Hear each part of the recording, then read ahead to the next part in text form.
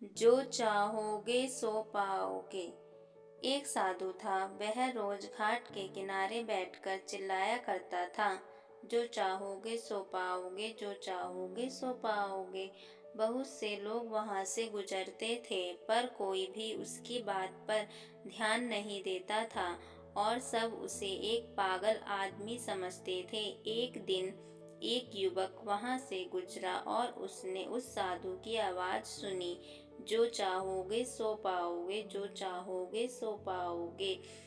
और आवाज सुनते ही उसके पास चला गया। उसने साधु से पूछा, महाराज, आप बोल रहे थे कि जो चाहोगे सो पाओगे, तो क्या आप मुझको वो दे सकते हो जो मैं चाहता हूँ? साधु उसकी बात को सुनकर बोला, हाँ बेटा, तुम जो कुछ भी चाहते हो मैं उसे जरूर दूंगा, बस तुम्हें मेरी बात माननी होगी। लेकिन पहले ये तो बताओ कि तुम्हें आखिर चाहिए क्या? युवक बोला, मेरी एक ही ख्वाहिश है, मैं हीरो का बहुत बड़ा व्यापारी बनना चाहता हूँ।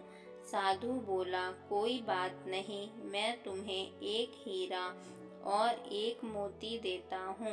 उससे तुम जितने भी हीरे मोती बनाना चाहोगे बना पाओगे। और ऐसा कहते हुए साधु ने अपना हाथ आदमी की हथेली पर रखते हुए कहा, पुत्र, मैं तुम्हें दुनिया का सबसे अनमोल हीरा दे रहा हूँ।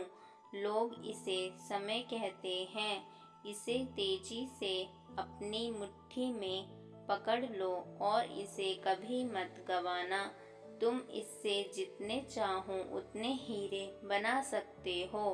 युवक अभी कुछ सोच ही रहा था कि साधु उसकी दूसरी हथेली पकड़ते हुए बोला, पुत्र, इसे पकड़ो, यह दुनिया का सबसे कीमती मोती है। लोग इसे धैर्य कहते हैं। जब कभी समय देने के बावजूद परिणाम ना मिले तो इस कीमती मोती को धारण कर लेना। याद रखना, जिसके पास यह मोती है वह दुनिया में कुछ भी प्राप्त कर सकता है। युवक गंभीरता से साधु की बातों पर विचार करता है और निश्चय करता है कि आज से वह कभी अपना समय बर्बाद नहीं करेगा और हमेशा धैर्य से काम लेगा। और ऐसा सोचकर वह हीरो के एक बहुत बड़े व्यापारी के यहाँ काम शुरू करता है और अपनी मेहनत और ईमानदारी के बल पर एक दिन खुद भी हीरो का बहुत बड़ा व्यापारी बनता है।